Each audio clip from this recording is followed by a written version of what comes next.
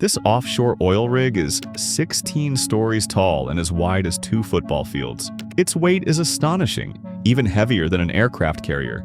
This oil platform is called Appomattox, currently located in the Gulf of Mexico, about 130 kilometers off the coast of Louisiana, North America.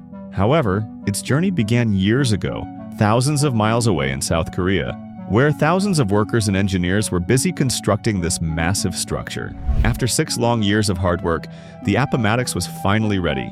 But then, engineers faced a challenge, unlike any they had encountered before: transporting this giant structure from South Korea to the Gulf of Mexico. For this task, the world's largest marine transport vessel was called in. Lifting and loading the Appomattox onto this ship was a massive undertaking, expected to take at least 7 days. But suddenly, news arrived. A storm had formed in the Pacific Ocean, rapidly intensifying into a super typhoon. A typhoon of this magnitude occurs only once every 20 years, with winds reaching 315 kilometers per hour.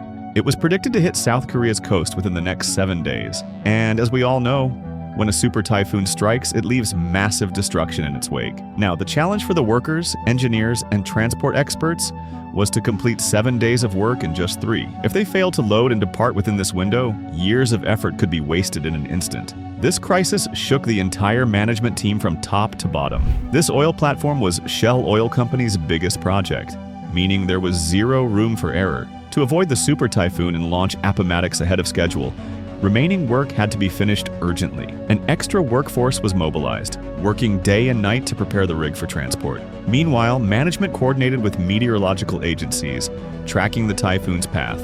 They hoped it might change direction, but those hopes were dashed. When it became clear the typhoon was heading straight for South Korea, the workforce pushed relentlessly, completing all tasks in just 3 days.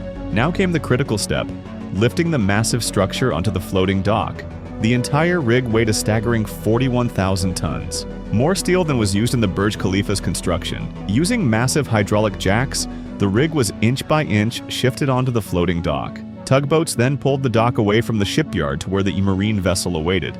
This was the world's largest marine transport ship, capable of carrying 98,000 tons. It would carry the Appomattox to the other side of the world, the Gulf of Mexico. The next morning, the rig was floated off the dock, now on water for the first time. Tugboats guided it to deeper waters where the transport ship waited. Meanwhile, the super typhoon was closing in, and time was running out. It was now just 48 hours away, and as it approached, the ocean grew restless waves and winds intensified, posing a major risk to the operation. The next moments were crucial. Loading the oil platform onto the ship was an extremely complex task. The ship had to flood its ballast tanks, sinking low enough for the rig to be pulled over it. Then the water would be pumped out, raising the ship and securing the rig. But this was far from easy. It required calm seas, which the typhoon was disrupting. If waves interfered, the alignment could fail, risking catastrophic damage. With the typhoon nearing, rough seas made the operation seem impossible. Time was slipping away, and stress levels soared. Fortunately, the meteorological team gave a 2-hour window the next morning, the only chance to attempt the loading. If they missed it, there'd be no second opportunity. The typhoon was now 36 hours away.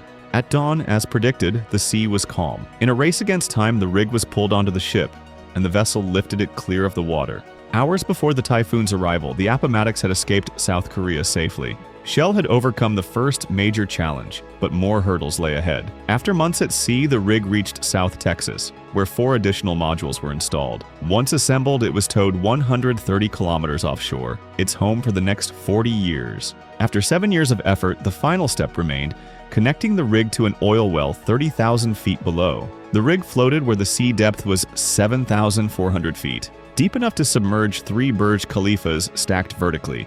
But the oil well was even deeper, 22,600 feet below the seabed. Water pressure is extreme, making human intervention impossible.